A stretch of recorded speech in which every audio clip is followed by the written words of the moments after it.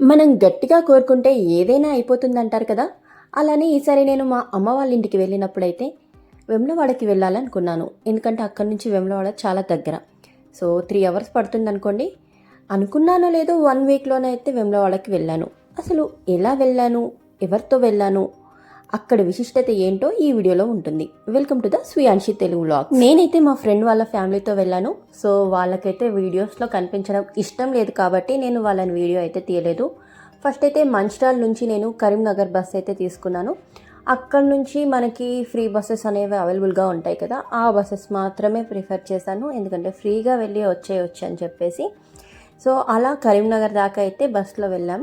అక్కడ నుంచి వేములవాడకి కూడా ఫ్రీ బస్లోనే వెళ్ళాం.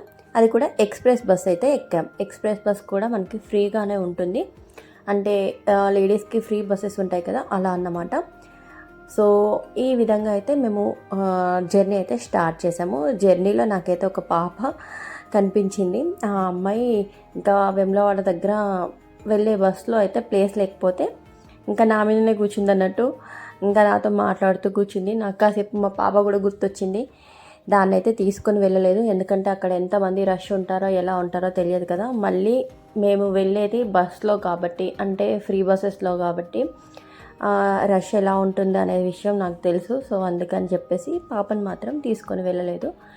నేను మా ఫ్రెండ్ వాళ్ళ ఫ్యామిలీ మాత్రం వెళ్ళామన్నట్టు. ఇంకా వెళ్ళే దారిలో మనకి ఇలా అయితే వాగు వస్తుంది.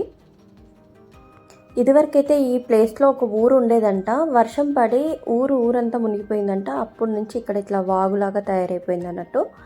సో ఈ ప్లేస్ అయితే ఇక్కడ ఉంటుంది. నెక్స్ట్ వచ్చేసి మనం వేములవాడకి ఎంట్రీ ఇచ్చేసాం. బస్ దిగంగానే మనకైతే ఇలా బ్రిడ్జ్ కనిపిస్తుంది. ఆ బ్రిడ్జ్ దాటిన వెంటనే మనకి వెళ్ళడానికి ఒక వే ఉంటుంది, ఆటోస్ వెళ్ళే వే ఉంటుంది అన్నట్టు. మనం వెళ్ళే వే అయితే మనం 5-10 మినిట్స్లో నడిచి వెళ్ళొచ్చు. ఆటో దిగేసి ఆటోస్ వెళ్ళే వే అయితే కొంచెం లాంగ్ అనిపిస్తుంది, ఒక 10 మినిట్స్ పడుతుంది అంతే. సో టెంపుల్ దగ్గర అయితే దింపుతారు మనల్ని. ఫ్రీ బస్ కాకుండా వస్తే అయితే ఒక 800 దాకా అయితే పడుతుంది ఒక్కరికి. సో ఫ్రీ బస్లో వచ్చాం కాబట్టి మాకు ఆ ఛార్జెస్ అన్నీ మిగిలినట్టే. ఇక్కడైతే మేము స్పెషల్ దర్శనానికి తీసుకున్నాను, ఎందుకంటే చాలామంది ఉన్నారు. నేను ఎక్స్పెక్ట్ చేయలేదు సండే రోజు. సో నేనైతే 5 కత్తర్లు ఇస్తాను మొక్కుకున్నా అన్నట్టు. ఎప్పుడు వేములవాడ వచ్చినా 5 కత్తర్లు ఇస్తాను మొక్కుకున్నా. నేను 3 ఇయర్స్ బ్యాక్ అయితే గుండు కూడా చేయించుకున్నా అన్నట్టు మా పాప కోసం. సో ఇంకా తర్వాత నుంచి ఎప్పుడు వేములవాడకి వెళ్ళినా 5 కత్తర్లు ఇస్తాను మొక్కుకున్నా. చాలా మంది ఉన్నారని చెప్పాను కదా, సో అందుకే నేను ఇక్కడే డబ్బులు ఇచ్చేసాను అన్నట్టు, టికెట్ తీసుకోకుండా. వాళ్ళు కూడా అవసరం లేదు, డబ్బులు ఇక్కడ ఇచ్చేసినా సరిపోతుంది అన్నారు. టికెట్ అయితే తీసుకోవాలి మనం గుండు చేయించుకున్న 5 కత్తర్లు ఇచ్చినా కూడా. తర్వాత మన హెయిర్ని అయితే వాళ్ళు ఇస్తారు కదా, దాన్ని ఇక్కడ చెట్టు దగ్గర అయితే పెడతాము. ఇంకా చెట్టు దగ్గర పెట్టేసి మనం మొక్కుకొని అయితే వెళ్ళొచ్చు. ఇక్కడ ఉన్న వాళ్ళు అయితే మనీ అయితే అడుగుతారు, మీకు ఇష్టం ఉంటే ఇవ్వచ్చు, లేదంటే లేదు. అది ఏం కంపల్సరీ అయితే కాదు. ఇక్కడ పెట్టిన తర్వాత మనం కోనట్లోకి వెళ్ళేసి స్నానం చేయొచ్చు, లేదు అంటే వాటర్ చల్లుకోవచ్చు. ఇంకా గుండు చేయించుకునే వాళ్ళైతే కంపల్సరీగా స్నానం అయితే చేస్తారు, లేదు అంటే ఇలా వాటర్ చల్లుకొనైనా రావచ్చు అన్నట్టు. నేను మార్నింగ్ 6 o'clockకి లేచి రెడీ అయ్యి 7:30 వరకు స్టాప్లో ఉన్న బస్ స్టాండ్లో. సో అక్కడ నుంచి 7:38కి ఆ టైంలో స్టార్ట్ అయ్యానంటే ఈవినింగ్ 6 వరకు ఇంట్లో ఉండేలా ప్లాన్ చేసుకున్నాను అన్నట్టు. నేను అనుకున్న టైం వరకు నేను ఇంట్లో అయితే రీచ్ అయిపోయాను. స్పెషల్ దర్శనానికి అయితే టికెట్స్ తీసుకున్నాను, ఒక్కరికి 100 రూపీస్ అలా. ఇంకా నేనైతే లైన్లో నిల్చున్నాను. ఎంతమంది ఉన్నారో చూసారా. ఆ రోజు సండే కాబట్టి చాలామంది ఉన్నారు. మేబీ నెక్స్ట్ డే కూడా చాలామంది ఉంటారు, ఎందుకంటే మండే రోజు కాబట్టి. క్యూలోనే ఆల్మోస్ట్ 1 hour టైం పట్టింది. అస్సలు నేను ఎక్స్పెక్ట్ చేయలేదు.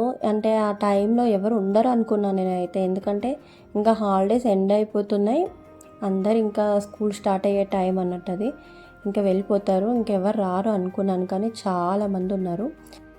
ఇక్కడ స్పెషల్ ఏంటంటే ఈ కోడేళ్ళు మనం ఏదైనా మొక్కులు మొక్కుకున్నాక అది నెరవేరితే ఈ కోడేళ్ళను పట్టుకొని మనం గుడి చుట్టూ ఒక రౌండ్ తిరుగుతారు అన్నట్టు. దానికి కూడా ప్రత్యేకంగా మనం టికెట్ అయితే తీసుకోవాలి. 300 రూపీస్ పడుతుంది అన్నట్టు ఒక్కరికంటే ఒక ఫ్యామిలీ మొత్తం వెళ్ళొచ్చినట్టు అలా మొక్కుకొని. ఎంతమంది ఉన్నారో చూసారు కదా. ప్రత్యేక దర్శనానికే నాకు 1 hour టైం అలా పట్టింది అన్నట్టు. దర్శనం అయిపోయాక అయితే బయటకు వచ్చాను.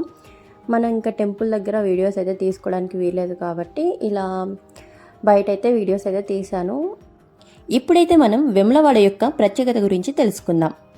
మహాభారతానికి చాలా దగ్గర సంబంధం కలిగి ఉంది ఈ వేములవాడ. ఎందుకంటే అర్జునుని మునిమనుడు అయిన నరేంద్రుడనే రాజుచే ఇక్కడ ఉన్న శివలింగాన్ని ప్రతిష్ఠించబడింది. నరేంద్రుడనే రాజుచే ఒక ముని పొరపాటున చనిపోయాడు. అతని శాపం వల్లనే ఇతనికి కుష్టి వ్యాధి వ్యాపించింది. ఎందుకు ఇలా జరిగిందని చాలాసార్లు ఆలోచించగా తనకు అప్పుడు అర్థమైంది, ఆ ముని ఒక బ్రాహ్మణ కుటుంబానికి చెందిన వ్యక్తి. తన శాపం వల్లనే ఇతనికి ఇలా కుష్టి వ్యాధి వ్యాపించింది. ఆ శాపం పోవడానికి అన్ని గుళ్ళు తిరిగాడు. అలా తిరుగుతూ ధర్మగుండం వైపుకి వచ్చారు. మన వెమ్లవాడలోని ధర్మగుండం వైపుకి వచ్చారు. అక్కడ ధర్మగుండంలో స్నానం చేసి జపం చేసుకోవడానికని లోపలికి దిగాడు. దిగిన వెంటనే అతనికి ఒక లింగం అయితే దొరికింది. అదే ఇప్పుడు మనం వెములవాడలో చూస్తున్న లింగం అన్నట్టు. ఆ లింగాన్ని తీసుకువెళ్ళి అక్కడ ప్రతిష్ఠించారు.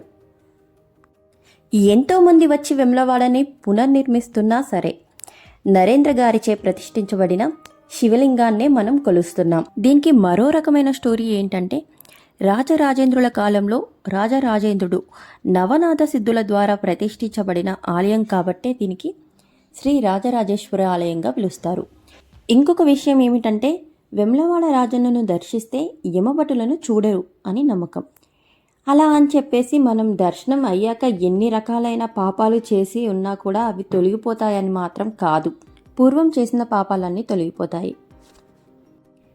అక్కడ దర్శనం అయిపోయిన తర్వాత మేమైతే ఇంకా తర్వాత వెమ్లవాడ నుంచి అయితే మేము కరీంనగర్కి బయలుదేరాము. ఇది కూడా ఫ్రీ బస్సే, కానీ చూడడానికి అలా లేదు, చాలా క్లాసీగా ఉంది, బాగా అనిపించింది. సీట్స్ కూడా చాలా కంఫర్టబుల్గా ఉన్నాయి అన్నట్టు. చాలామంది ఇది ఫ్రీ బస్ కాదు కావచ్చు అనుకొని చెప్పేసి అసలు ఎక్కరు.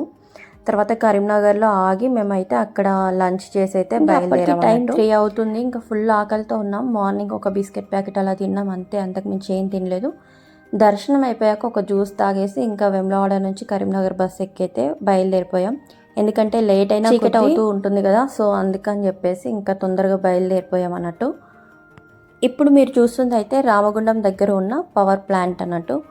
సో మేము వెళ్ళే దారిలో అయితే పవర్ ప్లాంట్ కనిపిస్తూ ఉంటుంది. ఇక్కడ నుంచి గోదావరికని దగ్గరికి వెళ్ళిపోయాక అక్కడ మళ్ళీ బస్ అయితే చేంజ్ అయ్యామన్నట్టు. డైరెక్ట్ మాకు మంచిర్యాల బస్ అయితే దొరకలేదు. సో అక్కడ నుంచి మళ్ళీ మంచిర్యాల బస్ అయితే ఎక్కేసి వెళ్ళామన్నట్టు. అంతా ఫ్రీ బస్లోనే ఎక్స్ట్రాగా ఖర్చు పెట్టింది మాత్రం ఓన్లీ ఫుడ్ గురించి. అండ్ అక్కడికి వెళ్ళాక మేము ప్రత్యేక దర్శనానికి అయితే టికెట్స్ తీసుకున్నాం కదా, దానికైతే ఎక్స్ట్రా మనీ అయితే పడ్డాయి.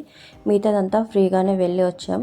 ఒక్కసారి ప్లాన్ చేసుకోండి, అంటే లేడీస్ అందరూ కలిసి వెళ్ళాలి అనుకునే వాళ్ళైతే ఇలా ఫ్రీ బస్ని అయితే యూస్ చేసుకోండి.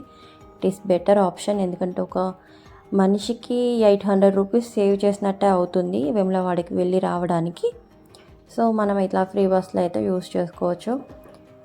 ఇలాంటి మరిన్ని యూస్ఫుల్ అండ్ ఇంట్రెస్టింగ్ వీడియోస్ కోసం అయితే నా ఛానల్ని సబ్స్క్రైబ్ చేసుకోండి. ఈ వీడియో నచ్చినట్లయితే కంపల్సరీగా లైక్ అయితే చేయండి. Thank you.